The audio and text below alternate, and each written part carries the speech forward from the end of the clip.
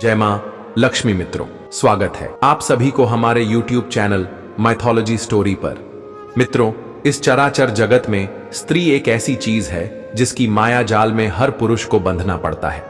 आज के कलयुग के समय में कोई भी स्त्री किसी भी पुरुष को अपने बस में कर सकती है, लेकिन पुरुष चाहते हुए भी उस स्त्री को अपने बस में नहीं कर सकता।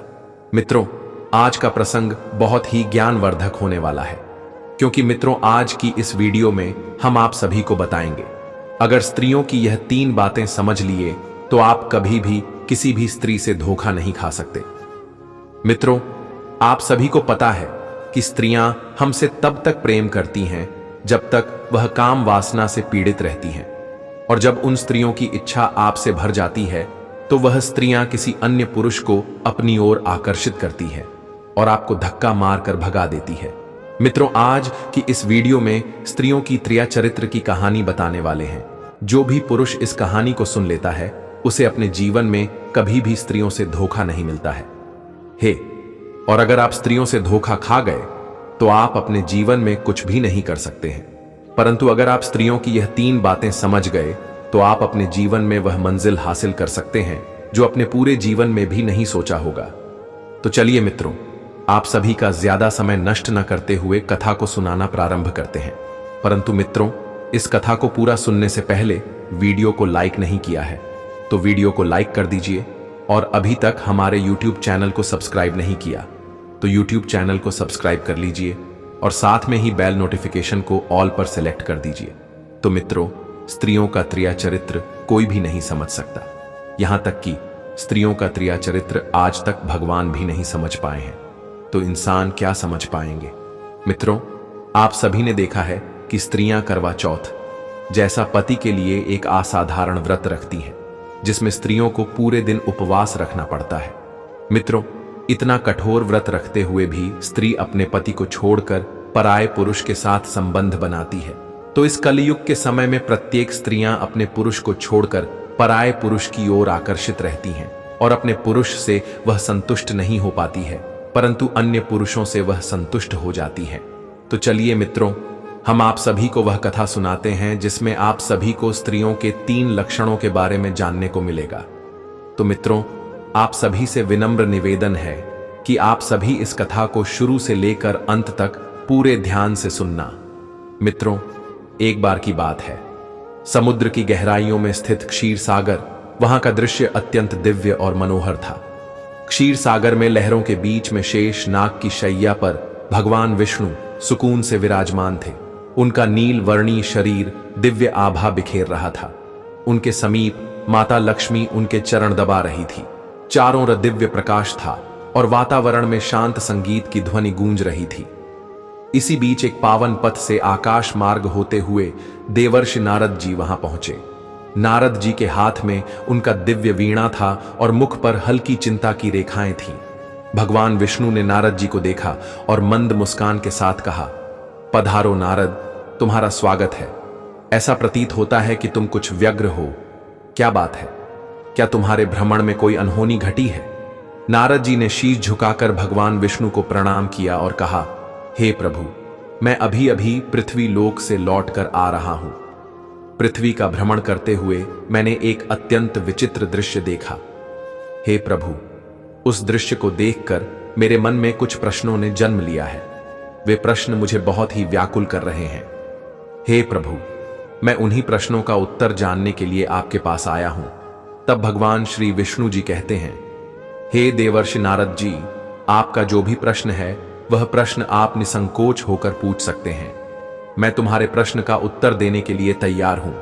तब देवर्षि नारद जी कहते हैं, हे प्रभु, आप मुझे स्त्रियों की एक ऐसी त्रिया चरित्र की कहानी सुनाइए जिसमें प्रत्येक पुरुष स्त्रियों की कोई भी 3 बातें जान लेता है तो वह कभी भी धोखा नहीं खा सकता।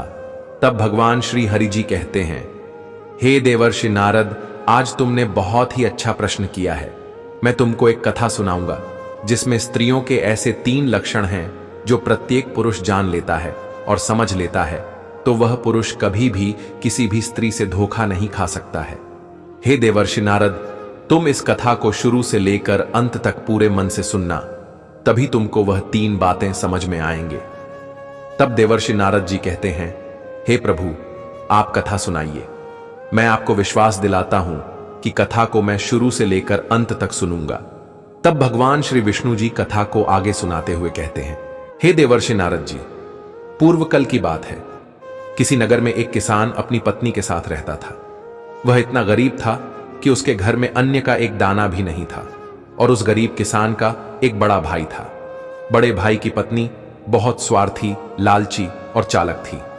एक दिन बड़े भाई की पत्नी किसान के बड़े भाई से कहती है, हे स्वामी, चलो हम अपने हिस्से की और अपने देवर जी के हिस्से की सारी जमीन बेचकर यहां से शहर चले जाते हैं। वहां पर जाकर कोई व्यवसाय शुरू कर देंगे जिससे हमारी गरीबी खत्म हो जाएगी। किसान के बड़े भाई की पत्नी इतना कहने पर अपने पति का चेहरा देखने लगी। उसके बाद किसान का बड़ा भाई कहता है, तुम बिल्कुल सही कह रही हो, चलो हम लोग अपनी जमीन बेचकर शहर चलते हैं। वहां पर अपना कोई ना कोई व्यवसाय शुरू कर लिया जाएगा। मित्रों, उस किसान का बड़ा भाई अपनी पत्नी के कहने पर अपने हिस्से की पूरी जमीन और अपने छोटे भाई के हिस्से की पूरी जमीन बेच लिया, और जमीन बेचने के बाद दोनों शहर चले गए। और वह किसान पहले से ही गरीब था, और जमीन न होने के कारण वह और गरीब हो गया। अब उसके पास रहने के लिए घर भी नहीं बचा जिसमें रहकर वह अपना जीवन व्यतीत कर सके। फिर वह किसान अपनी पत्नी को उसके पिता का घर भेज देता है, और फिर वह पैसे कमाने के लिए शहर को निकल जाता है। वह जंगल से होते हुए जा रहा था और धूप तेज थी। उसे बहुत जोर की प्यास लगी हुई थी। तभी रास्ते में उसे एक कुआं दिखाई देता है। वह किसान उस कुएं को देखकर उस कुआं के पास जाता है। जब वह किसान उस कुएं में देखा है कि पानी है या नहीं, तो उस किसान को पानी नहीं नजर आया, परंतु शेर, चीता, बिच्छू, सांप, बंदर, एक स्त्री और अन्य प्रकार के जीव दिखाई दिए। जब उस शेर ने देखा कि कोई मनुष्य ऊपर से कुएं में झांक रहा है, तो वह शेर कहता है, हे भाई, तुम कौन हो? बड़े अच्छे समय पर आए हो। कृपा करके मुझे इस कुएं से बाहर निकालो। मैं कई दिनों से इस कुएं में पड़ा हूं। हे मनुष्य, मुझे कुएं से बाहर निकालकर मुझ पर यह एहसान कर दो। मित्रों, शेर की ऐसी बात सुनकर वह किसान कहता है, हे शेर, क्या तुम मुझे मूर्ख समझ रहे हो जो तुम्हें मैं कुएं से बाहर निकालूंगा? अगर मैं तुम्हें कुएं से बाहर निकाला तो तुम मुझे मारकर खा जाओगे। तुम एक हिंसक पशु हो और हमेशा ही मेरे बिरादरी के दुश्मन रहे हो। मैं तुम पर विश्वास नहीं कर सकता। तब वह शेर कहता है, हे मनुष्य, तुम यह कैसी बात कर रहे हो? भला मैं तुम्हें क्यों मार के खाऊंगा? तुम तो मेरी मदद कर रहे हो। तुम तो मुझसे बेवजह डर रहे हो। मित्रों, उस शेर की बार बार प्रार्थना करने पर उस गरीब किसान को दया आ गई। उस गरीब किसान सोचने लगा, आखिर परोपकार ही पुण्य का काम होता है। वह इतना सोच ही रहा था कि कुएं से आवाज आई, हे मनुष्य, मैं आपसे वादा करता हूं कि तुम्हें किसी तरह का नुकसान नहीं पहुंचाऊंगा, और मैं अपने पूरे जीवन में सदा ही तुम्हारा एहसानमंद रहूंगा। फिर वह किसान शेर की बात सुनकर उसको शेर पर विश्वास होने लगता है। फिर वह किसान कुएं में एक रस्सी डालकर उस शेर को कुएं से बाहर निकाल लेता है। मित्रों, जब वह शेर कुएं से बाहर निकल आया, तब शेर उस गरीब किसान को धन्यवाद कहता है और आगे कहता है, हे मनुष्य, मैं आपका यह उपकार कभी नहीं भूलूंगा। मैं पहाड़ के उस पर रहता हूं। अगर आप पर कभी भी मुसीबत आ जाए तो आप मेरे पास चले आना। हे मनुष्य, मुझसे जितनी मदद हो पाएगी उतनी मदद मैं जरूर करूंगा। मित्रों, उसके बाद कुएं से एक बंदर की आवाज आती है और वह बंदर कहता है, हे मनुष्य, मुझे भी कुएं से खींचकर बाहर निकालो। मैं सदा ही आपका गुलाम रहूंगा। मैं सदा ही आपकी मदद करूंगा। मैं सदा ही आप जो कहेंगे वही किया करूंगा। मित्रों, उस बंदर की यह बात सुनकर उस किसान ने कुएं में रस्सी डाली और उस बंदर को भी कुएं से खींचकर बाहर निकाल लिया। बंदर ने भी उस गरीब किसान को धन्यवाद कहा और कहा, हे मनुष्य, मैं उस पहाड़ी के पीछे रहता हूं। अगर आपको कभी भी जरूरत पड़े तो आप मेरे पास चले आना। किसी भी प्रकार की सहायता मांगनी हो तो मेरे पास चले आना। मैं सदा ही आपकी मदद करूंगा। इतना कहकर वह बंदर उस शेर के पास जाकर खड़ा हो जाता है। मित्रों, तभी कुएं से एक बार फिर से आवाज आती है। अब की बार एक सांप उन्हें आवाज लगाई थी। उस सांप ने आवाज लगाई, हे किसान, देवता, मुझे भी आप कुएं से बाहर निकालकर मुझ पर यह उपकार कर दो। तभी किसान कहता है, नहीं, मैं तुम्हें कदापि बाहर नहीं निकलूंगा। अगर मैं तुम्हें बाहर निकाल लिया तो तुम मुझे काट लोगे और मैं मर जाऊंगा, इसलिए मैं तुम्हें बाहर नहीं निकाल सकता। तब वह सांप कहता है, हे मनुष्य, तुम यह कैसी बात कर रहे हो? आखिर मैं तुम्हें क्यों काटूंगा? तुम तो मेरी मदद कर रहे हो। मैं तुमको विश्वास दिलाता हूं कि मैं तुमको कोई नुकसान नहीं पहुंचाऊंगा मित्रों। फिर वह सांप उस गरीब किसान से बहुत ही ज्यादा प्रार्थना करता है। उसके बाद वहां किसान सोच विचार कर सांप को कुएं से बाहर निकाल लेता है और सांप कुएं से बाहर आया। तब वह सांप उस गरीब किसान को धन्यवाद कहता है और कहता है, अगर तुम्हारे जीवन भर में मुझे कोई काम हो तो आप इसी जंगल में आ जाना और नागराज कहकर आवाज लगाना। मैं आपके समक्ष उपस्थित हो जाऊंगा और मैं आपकी सहायता करूंगा। तब वह गरीब किसान कहता है, ठीक है, अगर ऐसा कोई समय आएगा तो मैं जरूर तुमसे सहायता मांगूंगा। मित्रों, फिर वह सांप उस बंदर के बगल में जाकर खड़ा हो जाता है। तभी कुएं से एक स्त्री की आवाज आती है। वह स्त्री कहती है, हे भाई, तुम मुझे कुएं से बाहर निकालो, मैं तुम्हारा यह एहसान कभी भी नहीं भूलूंगी। फिर वह किसान उस स्त्री की यह बात सुनकर पहले तो वह यह सोचता है कि यह एक स्त्री कुएं में कैसे गिर गई। वह यही सोच ही रहा था। तभी कुएं से आवाज आती है, हे भाई, कृपा करके मुझे भी कुएं से बाहर निकाल लो। तब वह गरीब किसान कुआं में रस्सी डालता है। तभी वहां पर खड़ा सांप कहता है, हे भाई, तुम इस स्त्री की सहायता मत करो, यह स्त्री बहुत ही नीचे स्त्री है। तभी बंदर और शेर ने भी सांप की ही बात कही और सांप का समर्थन किया और कहा, देखा भाई, अगर तुम इस स्त्री की मदद करोगे तो तुम बहुत बड़ी मुसीबत में फंस जाओगे। यह स्त्री बहुत ही नीच है। जो भी इस स्त्री की मदद करेगा वह स्त्री उसे ही अपने भरम जाल में फंसा लगी। इतना कहकर शेर, बंदर और सांप उस मनुष्य से विदा लेकर वहां से चले गए। उन तीनों के जाने के बाद उसे कुएं से फिर से आवाज आती है और वह स्त्री कहती है, हे भाई, कृपा करके तुम मुझे बाहर निकालो। और वह स्त्री आगे कहती है, तुमने शेर, बंदर और सांप की जान बचा ली, मैं तो आपकी ही बिरादरी की हूं। तभी वह गरीब किसान कहता है, हे देवी, तुम्हारी निंदा तो यह जानवर भी कर रहे हैं। इससे लगता है कि तुम एक मक्कारी स्त्री हो। मैं तुम्हारी मदद नहीं करूंगा। फिर वह स्त्री बोली, अरे भाई, आप उन जानवरों की बात में ना आओ और मेरी मदद करो। मित्रों, इतना कहने के बाद वह स्त्री जोर जोर से रोने लगी, जोर जोर से चिल्लाने लगी और जिद करते हुए उस गरीब किसान से कहती है, हे भाई, मुझ पर दया करो, कृपा करके मुझे कुएं से बाहर निकाल लो। फिर वह किसान स्त्री की ऐसी दशा देखी तो उस किसान को उस स्त्री पर दया आ गई और वह किसान ने स्त्री को भी रस्सी डालकर स्त्री को बाहर निकाल लेता है। वह स्त्री कुएं से बाहर निकालने के बाद उस गरीब किसान को बहुत बहुत धन्यवाद कहती हैं और कहती है, हे भाई, आपने मुझ पर यह जो उपकार किया है उसे मैं 7 जन्मों तक नहीं भूलूंगी। तब वह गरीब किसान कहता है, अरे बहन, इसमें उपकार जैसे कोई बात नहीं है। इंसान ही तो इंसान के काम आता है। अगर कोई इंसान इंसान के काम ना आए तो वह कोई इंसान थोड़ी ना होता है।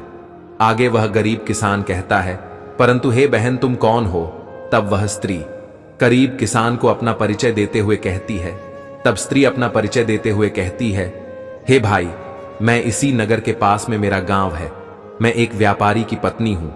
फिर स्त्री अपना पूरा परिचय देकर उस गरीब किसान से विदा लेती है और वहां से चली जाती है। उस स्त्री के जाने के बाद वह गरीब किसान पानी के तलाश में वह जंगल में आगे बढ़ता चला गया। फिर उसे एक नगर दिखाई देता है और उस नगर में पहुंचकर अपनी प्यास बुझाई और प्रदेश के लिए चलता ही गया। और जब वह प्रदेश में पहुंचा तो अब उसे नौकरी की तलाश थी। मित्रों, वह किसान शहर पहुंचने के बाद नौकरी करने के लिए इधर उधर भटकता है, परंतु उसे नौकरी कहीं भी नहीं मिलती है। फिर वह किसान आत्महत्या करने की सोचता है। वह मन ही मन कहता है, नहीं, मैं इतना गंदा काम नहीं कर सकता। चलो, मैं उन सभी से मदद मांग कर देखता हूं कि वह सब मेरी मदद कर सकते हैं या नहीं। फिर वह किसान सबसे पहले उस बंदर के पास जाता है। फिर वह बंदर उस गरीब किसान को अपने पास आया हुआ देखकर उसका स्वागत और सत्कार करता है। उसे पेड़ से तोड़कर मीठे मीठे फल लाकर देता है और कहता है, हे मित्र, मैं आपकी कैसी मदद कर सकता हूं?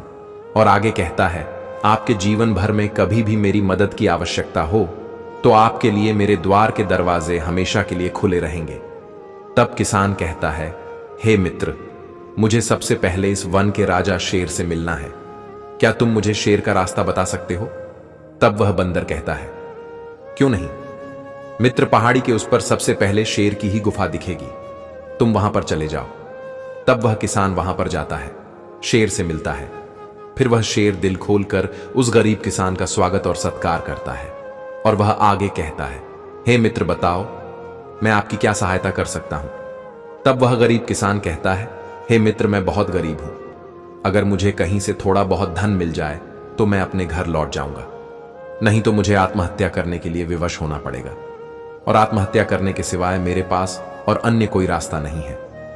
तभी वह शेर कहता है, नहीं मित्र, ऐसा कदापि नहीं करने दूंगा।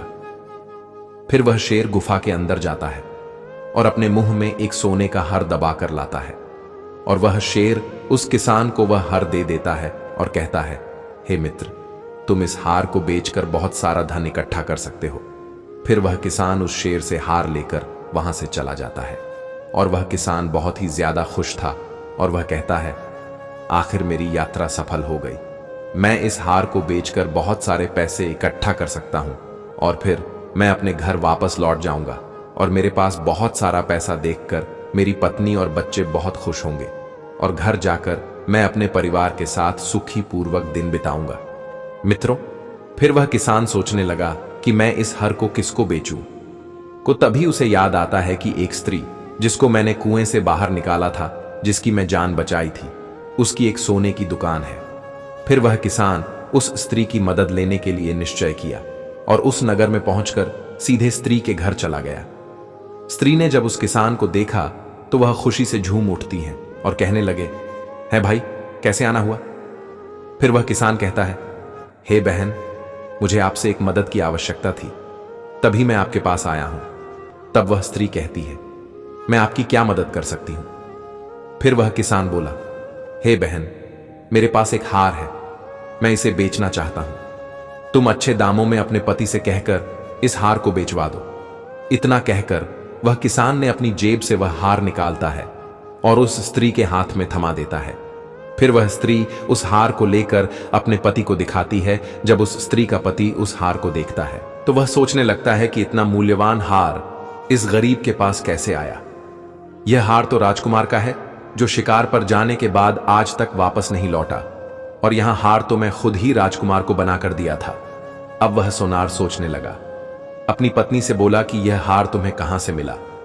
तब वह स्त्री रहती है, मुझे इसे किसान ने लाकर दिया है, जिसने मेरी जान बचाई थी। तभी वह सोनार कहता है, हे देवी, यह हार मेरा ही बनाया हुआ है, मैं यह हार राजकुमार के लिए बनाया था, और राजकुमार जब जंगल में शिकार करने गया था और अभी तक वह वापस नहीं आया, और राजा ने यह इनाम रखा है कि अगर कोई भी मेरे बेटे का पता बताएगा तो मैं उसे मुंह मांगा इनाम दूंगा। तब यह बात सुनकर उस स्त्री के मन में लालच भर उठा और वह धन के वशीभूत होकर उस गरीब किसान के साथ अन्याय करने को सोचती है और अपने पति से कहती है, हे स्वामी, तुम इस हार को लेकर राजा के पास जाओ और राजा को दिखाओ, तब हम सभी को मुंह मांगा धन मिलेगा। तो वह सोनार कहता है, हे देवी, उस किसान ने तुम्हारी जान बचाई है, तुम उसके साथ ऐसा धोखा कैसे कर सकती हो? तब वह स्त्री कहती, हे स्वामी, आजकल के समय में कोई भी किसी का नहीं होता, जब अपने ही अपने नहीं होते हैं वह तो पराया है, मैं उसके साथ कैसे हो सकती हूं? समय समय की बात है, समय समय पर सबको बदलना पड़ता है। उस समय मेरी जान खतरे में थी, तब मैंने उस विश्वास दिलाकर अपनी जान बचाई थी। आगे वह स्त्री कहती है, हे स्वामी, आप इन सभी बातों पर ध्यान मत दीजिए, यह हार लेकर सीधे राजा के पास जाइए। वह स्त्री अपने पति के मन में लालच भर देती है और फिर स्त्री अपने पति से कहती है कि मैं इस किसान को खाना बनाकर खिलाता हूं और अपने बातों में फंसाती हूं। फिर वह सोनार किसान के पास आता है और कहता है, हे भाई, मैं तुम्हारी मदद अवश्य करूंगा, मैं किसी अच्छे जौहरी से राय लेना उचित समझता हूं ताकि मुझे अच्छे पैसे मिल सकें। इतना कहकर सुनार वहां से हार को लेकर चला जाता है। वह सुनार अपना अश्व तैयार किया और राजमहल जाने के लिए अपने अश्व पर बैठा ही था। तभी वह किसान कहता है, हे भाई, क्या मैं आपके साथ चल सकता हूं? तब वह सुनार कहता है, नहीं भाई, तुम यहीं पर मेरा इंतजार करो, मैं जौहरी से मिलकर आता हूं। फिर वह सुनार किसान को दिलासा देकर राजमहल की तरफ निकल पड़ता है। फिर वह किसान सुनार के घर में बैठकर उसे सुनार का इंतजार करता है और दूसरी तरफ जब वह सुनार राजा के दरबार में पहुंचता है और राजा को प्रणाम किया और राजा से कहता है, हे महाराज, मैं आपसे एक विशेष काम के लिए आया हूं। फिर वह राजा कहता है, हे सुनार, क्या बात है? तब वह सुनार राजा के हाथ में हार सौंपते हुए बोला, यह वही हार है जो मैंने राजकुमार के लिए खुद अपने हाथों से बनाया था। एक आदमी ने इसे बेचने की नीयत से मेरे पास आया है महाराज। मैं उस आदमी को अपने घर में बिठाकर आया हूं। फिर वह राजा हार को देखते ही पहचान गया कि जरूर वही मेरे बेटे का हत्यारा होगा। फिर वह राजा क्रोध में आग को बोला हो गया और कहने लगा, कौन है वह शैतान जिसने मेरी बेटे की हत्या की है और उसका हार चुराया है? तब वह सुनार कहता है कि है महाराज, वह एक गरीब किसान है, वह अब भी मेरे घर पर ही बैठा है। फिर वह राजा गुस्से में आकर सेनापति को आदेश दिया और कहा, जो तुम सुनार के घर जाओ और उस किसान को कैद करके मेरे समक्ष उपस्थित करो। तो कुछ सेनापति सुनार के घर जाते हैं और उस किसान को राजा के समक्ष उपस्थित करते हैं। तब वह राजा कहता है, देखो, सभी यही मेरे बेटे का हत्यारा है। फिर राजा ने आदेश दिया कि इस किसान को तुरंत कारावास में डाल दिया जाए। सिपाहियों ने उस किसान को ले जाकर कारावास में डाल दिया। जब वह सिपाही वहां से जाने लगे तब वह किसान सिपाहियों से पूछता है, हे भाई, क्या मैं जान सकता हूं कि मुझे क्यों कातिल बताया जा रहा है? तब सिपाहियों ने बताया कि भाई, तुम जो हार लेकर आए हो वह महाराज के बेटे राजकुमार का है। एक दिन राजकुमार शिकार करने के लिए जंगल गए थे, तब से वह वापस नहीं आए और महाराज ने इनाम रखा था कि जो भी राजा के पुत्र का पता बताएगा उसे मुंह मांगा इनाम दिया जाएगा। तब उस सुनार ने राजा को हार दिखाते हुए तुम्हारा पता बताया और तुम्हें सिपाहियों ने पकड़कर कारावास में डाल दिया। तब वह किसान कहता है कि भाई, मैं किसी की भी हत्या नहीं की है, मैं निर्दोष हूं। तब वह सिपाही कहते हैं, हे भाई, अगर तुमने राजकुमार की हत्या नहीं की है तो तुम्हारे पास राजकुमार का वह हार कहां से आया जिसे तुम सुनार को बेचने आए थे? वह हार सुनार ने राजकुमार को बनाकर दिया था और तुम वही हार सोनार के पास बेचने आए तो वह सोनार तुम्हें पकड़ लिया और अब तुम नहीं बच सकते हो। कुछ दिनों बाद में फांसी की सजा सुना देंगे और तुम्हारी मौत हो जाएगी। इतना कहकर सैनिक वहां से चले जाते हैं। मित्रों, सैनिकों के जाने के बाद वह किसान सोचता है कि स्त्री ने तो मुझे बहुत बड़ी मुसीबत में फंसा दिया है, अब मैं क्या करूं? तभी उसे याद आता है कि उसे बंदर, सांप और शेर ने बताया था कि यह स्त्री बहुत ही नीच है, तुम इसकी मदद मत करना। तब वह किसान भगवान को याद करते हुए करता है, हे प्रभु, मेरी रक्षा करना। फिर वह किसान सोचने लगा, अगर मुझे फांसी दे दी जाएगी तो मेरी पत्नी और बच्चों का क्या होगा? मित्रों, तभी अचानक से उसे उस सांप की याद आती है। तब उसने सांप को याद किया और सांप उसके सामने प्रकट हो गया और कहने लगा, अरे मित्र, तुमने कैसे याद किया? तब उस किसान ने कहा, मैं बहुत बड़ी मुसीबत में फंस गया है। हे नागराज, राजा ने मुझे जबरदस्ती जेल में बंद कर दिया है और मुझे एक अपराधी बताया जा रहा है कि उस किसान ने मेरे बेटे की हत्या की है और मुझे कारावास में डाल दिया गया है और कुछ दिन बाद मुझे फांसी दे दी जाएगी। तब का सांप कहता है, हे मित्र, तुम मुझे शुरू से लेकर अभी तक जो हुआ सब बताओ। तब वह किसान बंदर से मिलने से लेकर कारावास में आने तक सारा वृत्तांत उस सांप को कह सुनता है। आगे वह किसान कहता है, हे मित्र, तुमने मुझसे कहा था कि मुसीबत आने पर तुम मुझे याद करोगे तो मैं तुम्हारी सहायता अवश्य करूंगा। अब इससे बड़ी मुसीबत और क्या हो सकती है? हे मित्र, तुम मुझे बचा लो। तब वह सांप कहता है, हे मित्र, मैंने तुमसे कहा था कि तुम उस स्त्री की जान मत बचाओ, वह स्त्री बहुत ही नीच है, पर तुमने मेरी बात नहीं मानी। आज वही स्त्री तुम्हारी जान का कारण बनी है। और वह सांप उस किसान को समझाते हुए कहता है, हे मित्र, जो भी स्त्रियां या पुरुष धन का अधिक लालची हो वह अपना पराया कुछ भी नहीं देखता। उसमें चाहे किसी की जान ही चली जाए, उस सिर्फ धन ही धन दिखेगा। आगे वह किसान कहता है, हे मित्र, मुझे क्या पता था कि यह स्त्री मुझे इतना बड़ा धोखा देगी कि बात मेरी जान पर आ जाएंगे। तब वह सांप कहता है, हे मित्र, यह 3 लक्षण वाले लोग हमेशा धोखा देते हैं। इन पर आंख बंद करके विश्वास कभी भी नहीं करना चाहिए।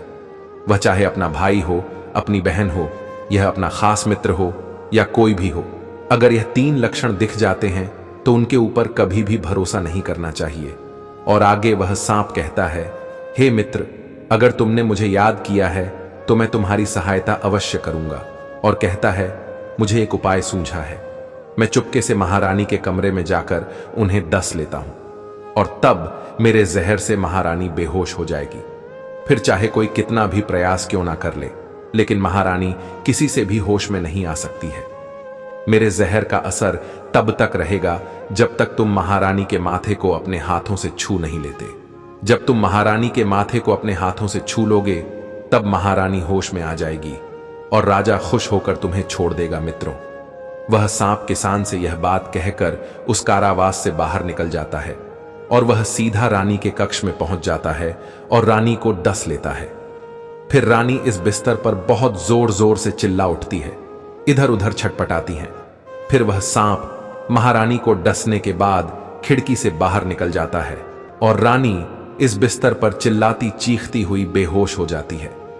फिर राजा कुछ नौकर सेवक मंत्रियों के साथ रानी के कक्ष में आता है और रानी को बेहोश पड़ा देखकर राजा के माथे से पसीने छूटने लगते हैं और वह देखता है कि रानी को जहरीले सांप ने काटा है और महारानी बेहोश हो गई है।